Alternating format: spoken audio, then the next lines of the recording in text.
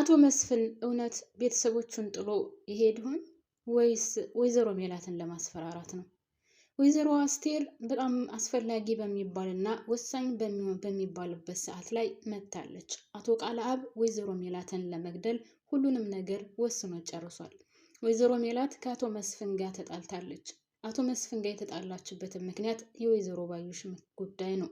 አሁንም ቢሆን ወይዘሮ ሜላት በጣም በተሳሳተ መንገድ እየተጓዘች እንዳለ ቤተሰቦቿ ሁሉ ቢነግሯትም አልሰማችም። ምናልባትም ህይወቷን ሊያሳጣት ይችላል። ማን ቢመክራት እንደምትመለስ አላውቅም። ወይዘሮ አስቴር ልጇ እናቷ ተይ አያዋጣሽም፣ አሁንም ቢሆን እየሄድሽበት ያለው መንገድ ልክ አይደለም፣ ይልቁንስ አንቺ በምታደርጊው ነገር ወይም አንቺ እየሰራሽው ባለው ነገር ልጆችሽን ችግር ውስጥ እንዳታስገቢያቸው ብላታለች። እንቅጩን የተናገረችው ወይዘሮ አስቴር ልክ ናት። ሰላም የኔ ምርጦች እንዴት ናችሁልኝ? ሰላም ናችሁ ወይ? በያላችሁበት ሰላማችሁ ብዝዝት ይበልልኝ። እኔ ውድ ቤተሰቦች እንግዲህ ያው የተለመደውን ላይክ፣ ሼር፣ ሰብስክራይብ ማድረጋችሁን እንዳትረሱ አደራ። በተለይ ደግሞ አዲስ የሆናችሁ ካላችሁ ሰብስክራይብ አድርጋችሁ የደወል ምልክቷን በመጫን ቤተሰብ ሁኑ። ነባር ቤተሰቦች ደግሞ ላይክ በማድረግ ተባበሩን። አመሰግናለሁ። ስለምትተባበሩን ደግሞ እውነት ላቅ ያለ ምስጋና ለእናንተ ይሁን። ፈጣሪ ያቅዳችሁትን ያሰባችሁትን ያሳካላችሁ። በያላችሁበት ሰላማችሁ ይብዛልኝ ወደ ሀገሬ ልጆች። እና ወይዘሮ አስቴር አሁንም ቢሆን ተይ አያዋጣሽም፣ እየሄድሽበት ያለው መንገድ ልክ አይደለም ልጄ፣ እባክሽን ተረጋጊ ብትላትም ወይዘሮ አስቴር ልትሰማ አልቻለችም። በባዩሽ ጉዳይ በጭራሽ አይመለከትሽም፣ እኔ ማድረግ የምፈልገውን ማድረግ እችላለሁ ብላለች። ወይዘሮ አስቴር ከድሮ ጀምሮ ገና ጓደኛ እያሉ ጀምሮ ተይ ብላታለች። ተይ ልጄ አታዋጣሽም ብላት ነበር። እሷ ግን የባዩሽ ነገር ሞቷ ነው። ሀናን እንኳን ምንድነው ያለቻት? አንቺን፣ መስፍንን፣ ሰላምን፣ ምናሴን ከማግኘቴ በፊት ባዩሽን የማቃት፣ ስለዚህ እናንተን በሷ አቀይራችኋለሁ ብላታለች። በሷ የመጣብኝ ባይን የመጣ ነው። እውነትም አንዳንድ ጊዜ ታውቃላችሁ ቤተሰብ የዞን የሚሞት ነገር ሙጭጭ እንልበታለን። አሁንም ወይዘሮ ሜላት እንደዛ ነው እያደረገች አለችው። እንደዛ ህይወቷን ምስቅልቅል ያደረገችው እንግዲህ ከአቶ ሙታ ራሱ አስባችሁታል። ወይዘሮ ባዩሽ ሙታ ራሱ እያጣላቻት ነው ያለችው። በእሷ ምክንያት ቤተሰቡ እየተበጠበጠ ነው ያለው። ከአቶ መስፍን ጋር የተጣላችበትን ምክንያት እሱ ነው። ተይ ተረጋጊ። ወይዘሮ ባዩሽ የቤተሰቡን ህይወት እንደዛ ምስቅልቅል ያደረገች ናት። እኛም አሁን ካለንበት ደረጃ እንድንደርስ ያደረገችን እሷ ናት። እሱ ተረጋጊ ነው ያላት። እሷ ግን ጭራሽ ከላይ ነው የሚያናግራት። ስለዚህ እንደዚህ ከሆነ ወይዘሮ ሜላት እውነትም ይዞባት የሚመጣው ነገር ከበድ ያለ ነገር ሳይሆን አይቀርም። አሁንም ወይዘሮ አስቴር ተይ ያለቻት ነው። ተይ አንቺ የምታደርጊው ነገር ለልጆችሽ ይተርፋቸዋል።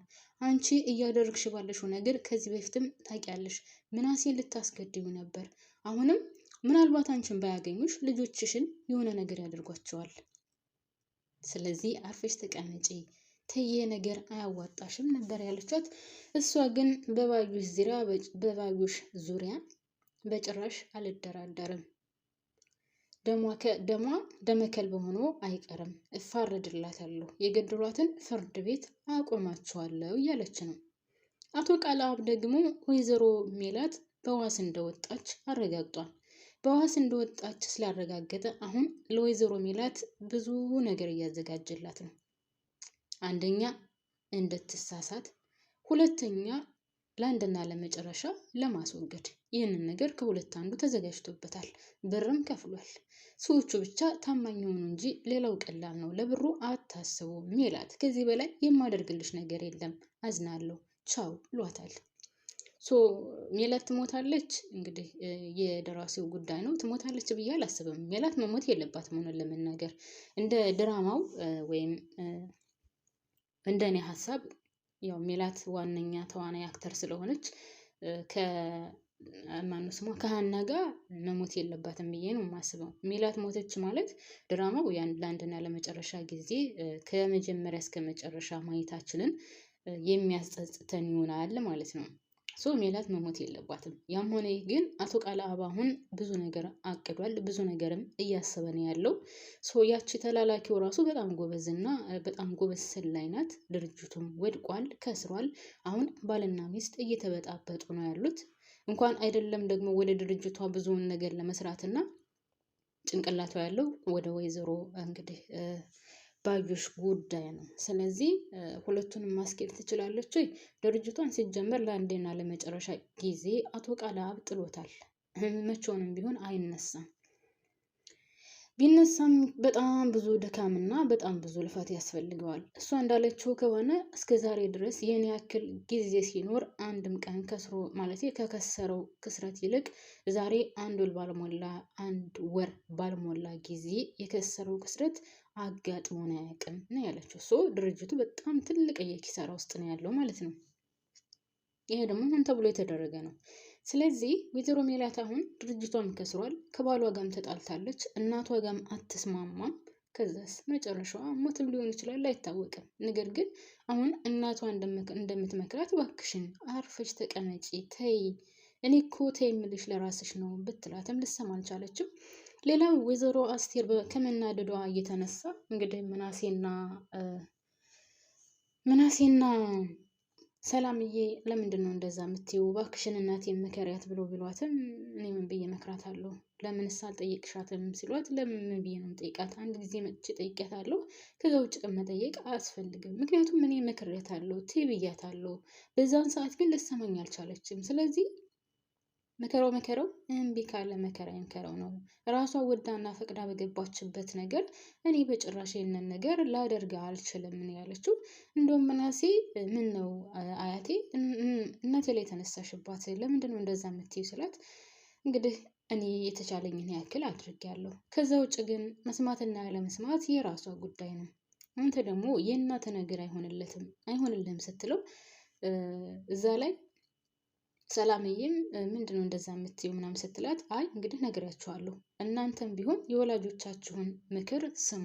እኔ የኔን ምክር ሰምታ ቢሆን ኑሮ እንደዚህ አትሆንም ነበር ስትላቸው እና የወላጆቻችንን ምክር ታዲያ ሁሉንም ነገር መስማት አለብን ወይ ነበር ጥያቄዋ የሰላምዬ። ወይዘሮ አስቴርም አዎ መልሴ የሚሆነው አዎ ነው። እናትና አባት መቼውንም ቢሆን ለልጆቻቸው መጥፎ ነገር አይመኙም ወይም እንዲሆንባቸው አይፈልጉም ብላለች። አዎ ትክክል ነው።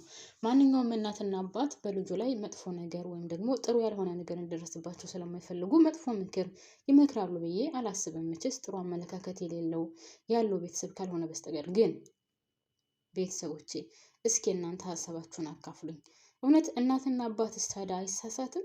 ለምሳሌ እናትና አባት አያትሽን አታናግሪ ወይም ደግሞ ወንድምሽን፣ አክስትሽን፣ አጎትሽን አታናግሪ ቢሉ እናትና አባት ስላለ ብቻ ከነዛ ሰዎች አለማናገር ይቻላል ወይስ መራራቅ ይቻላል? አይቻልም። አንዳንድ ጊዜ እናትና አባትም ሊሳሳት ይችላል። አዎ እናትና አባት ለልጆቹ አንድም ቀን መጥፎ ነገር ወይም ጥሩ ያልሆነ ነገር አይመኝም።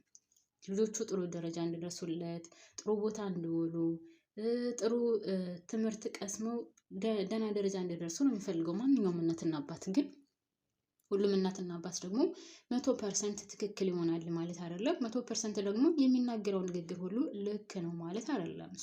እናትና አባትም ይሳሳታሉ። ግን አሜን ብለን ተቀብለን እናትና አባት የሚመክረውን ምክር አሜን ብሎ ተቀብሎ የሚጠቅመውን ተግባር ላይ ማዋል፣ የማይጠቅመውን ደግሞ ወደ ጎን ትቶ በሚጠቅመው መንገድ መጓዝ፣ ይሄ የልጅም እንትን ይሆናል ማለት ነው።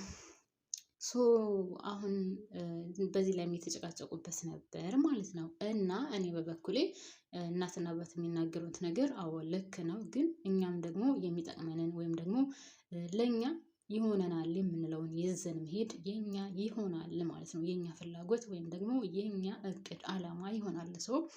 ወይዘሮ አስቴር መሆን እያለች ያለችው ያ ነው። ግን እናትና አባት አይሳሳቱም። ለእናንተ የሚጠቅማቸውን ነገር ብቻ ነው የሚያደርጉት። ስለዚህ እሽ ብላችሁ ተቀበሉ ብላለች። እና እናንተስ ምን ትላላችሁ? እናትና አባት የሚናገሩት ነገር ሁሉም 100% ምንም ውድቀት የሌለበት ንግግር ይሆናል ብላችሁ ታስባላችሁ? ወይስ እናትና አባትም ይሳሳታል? በነገራችን ላይ ይሳሳታል። ያው ለልጁ ጥሩ ከመመኘቱ የተነሳ ምናልባት ያልሆነ ነገር ቦታ ሊያስገባችሁ ይችላል እና ያው ማንኛውም ሰው የሚጠቅመውንና የሚጎዳውን መቼም ያጣል ብዬ አላስብም። እና እናንተ ሀሳብ አስተያየት ካላችሁ እስኪ አካፍሉኝ እኔ ውድ ቤተሰቦቼ። እና እኔ እዚህ ላይ ያበቃለሁ። ላይክ ማድረጋችሁን አትርሱ። እወዳችኋለሁ፣ አከብራችኋለሁ። በያላችሁበት ሰላማችሁ ይብዛ።